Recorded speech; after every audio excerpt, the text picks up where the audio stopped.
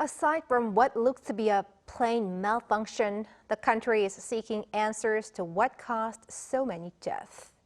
While some are blaming the runway and the concrete wall at the airport, others warn against drawing conclusions too quickly.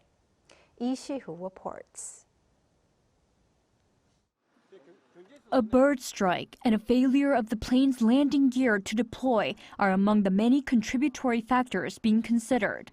While grieved families and the public demand answers on what caused the historically deadliest aviation disaster on South Korean soil, experts remind us that plane crashes typically have multiple causes, some of which may not be immediately clear.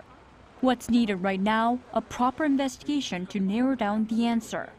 At the global level, there is an accepted, standard, well-defined and well-proven procedure to investigate accidents. It's very detailed, very effective, but right now we're on page 4.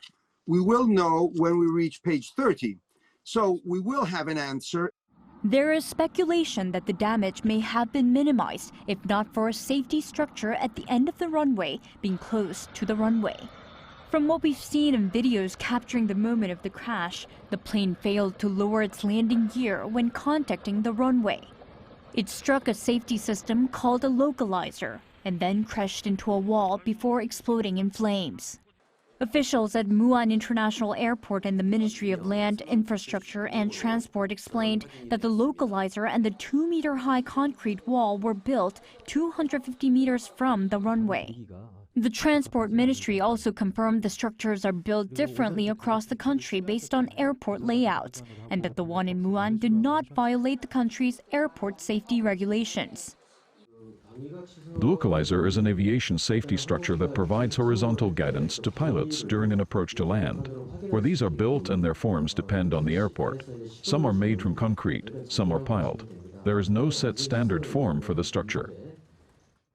This, while some point to the Environment Ministry's 2020 assessment, which highlighted the risks of bird strike at the airport, located close to the habitat for migratory birds, and suggested measures for risk reduction. Following the assessment, Muan Airport has been undergoing a 4-year construction project to lengthen its runway, due for completion by 2025. But the Transport Ministry earlier said the length of the runway was likely not the cause of the disaster. Lee Shi-hoo, Arirang News.